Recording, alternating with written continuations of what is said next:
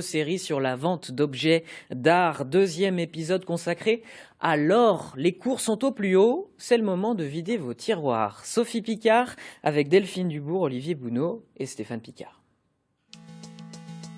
L'expertise est minutieuse. Cet homme-là a de l'or dans les mains, il recherche le titrage d'or, le Graal, le poinçon, qui garantit l'or d'un bijou. C'est ce que je cherche toujours, le 18 carats avec la tête d'aigle. 9, 14 ou 18 carats, pour en être sûr, il y a une méthode infaillible. Vous avez une fiole pour chaque titrage d'or. Le principe est simple. En fait, sur une petite pierre de touche, nous allons, par exemple pour ce collier, cette chaîne qui est là, la frotter sur la pierre de touche. On applique une petite goutte d'acide directement sur la trace. Et comme c'est bien du 18 carats, la trace reste bien présente. Si le bijou avait été en 9 carats ou en 14 carats, la trace aurait complètement disparu.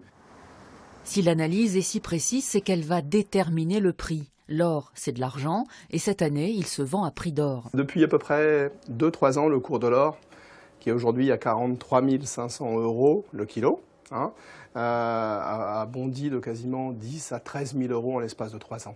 Donc un exemple simple, un bijou qui pèse aujourd'hui 10 grammes 93 est racheté 284,66 €. Ce même bijou, il y a encore 3-4 ans, était racheté à peine 200 €. Bonjour madame. À ce prix, les clients sont nombreux à vendre leurs bijoux. À faire estimer, oui, c'est d'accord. J'ai déjà regardé un petit peu ce que c'est, quel type d'or nous avons à faire, éventuellement les poinçons qui seraient éventuellement apposés dessus. Les poinçons sont bien ici. Alors, 18 grammes 0,7 en or 18 carats. Voilà. 470 €, donc 62. Il a été acheté avec 200 € par ma mère, donc là, me l'a offert. Je crois qu'elle serait surprise elle aussi de savoir qu'il vaut plus du double. Vous ne vous verriez pas le porter? Non, c'est trop ancien. Racheter du plus moderne, oui, pourquoi pas avec l'argent, mais pas ce gros bijou. Est-ce qu'on vend par besoin?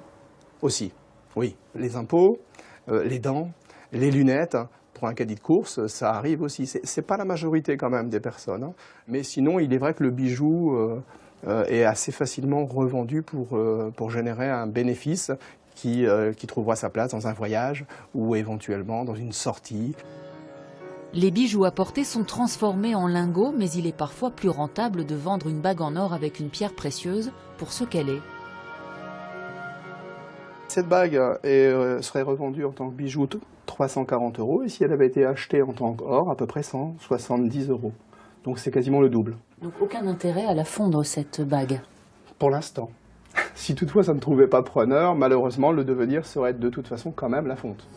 Car le bijou d'occasion n'a pas le vent en poupe.